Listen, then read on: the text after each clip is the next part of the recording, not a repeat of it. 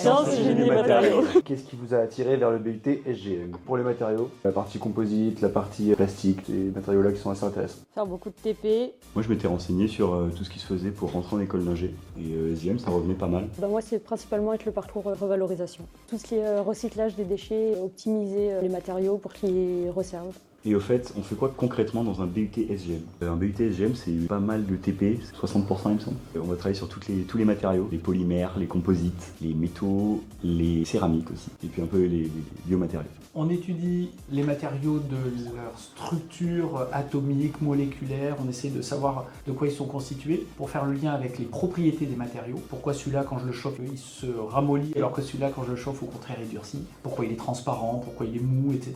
Ça, c'est la partie science des matériaux. Dans la partie génie des matériaux, c'est toutes les techniques de fabrication et la conception des pièces. Quel a été votre projet SAE préféré en SGM? Moi, ça a été le projet support de téléphone qu'on a fait en première année, là où on était en autonomie et qu'on a pu choisir les matériaux et notre design.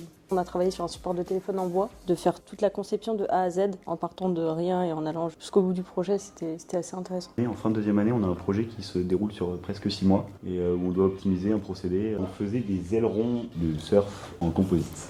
Et moi, je pense que c'était pas forcément une SAE, c'était un peu plus pendant des projets hors des cours. On avait accès aux machines et on a créé des foils.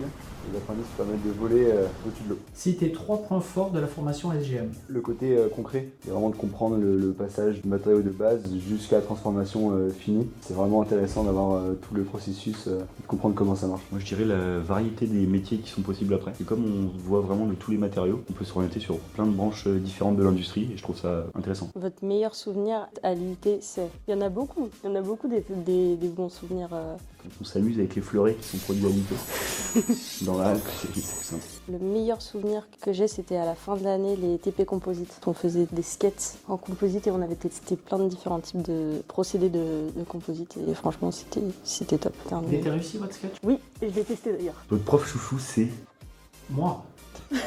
Monsieur Bastien. Bon. Objectivement, maintenant, Tous. Je pourrais pas dire, mais je trouve qu'on est vachement encadré et Ouais. on est bien suivi. Et les profs sont très disponibles. Quand je serai grand, je serai... Alors moi, j'espère être ingénieur dans la plasturgie. Moi, j'aimerais être ingénieur dans le bois. et moi j'aimerais être dans la construction navale. Technicienne dans le recyclage des matériaux. Des métiers autour du labo, de la caractérisation, des métiers autour de la conception, donc plutôt bureau d'études, pas mal de métiers autour de la fabrication des pièces, bureau des méthodes. Votre conseil pour gérer Parcoursup? Il peut se fermer de porte. Utilisez tous ces vœux. Moi, je pourrais dire que quand on lit les lettres de motivation, on essaye de voir si le candidat s'est bien renseigné sur la formation. S'il nous dit « je suis venu aux portes ouvertes, j'ai vu que vous fabriquiez des foils et des cadres carbone et justement c'est ma passion », et ben, on se dit « il s'est bien renseigné ». C'est quoi les clés pour réussir en SGM? Je pense que c'est l'organisation. Anticipation même, je dirais plutôt. Faut aimer travailler en groupe. Il faut être curieux. Déjà, il faut être un peu débrouillard. C'est une formation qui tourne beaucoup autour des projets. Et du coup, il faut vraiment être réglo et bien organisé dans ses projets. Parce que sinon, à la fin, c'est critique. C'est critique, c'est le cas de le dire. Moi, je dirais qu'il faut aussi travailler pendant les TD, être actif en cours, pas attendre que ça passe et attendre Évidemment. la veille du DS Ouais, pour les préparer. Et si on écoute en cours, normalement, le DS se passe. Oui. Se passe, quoi. Ça dépend.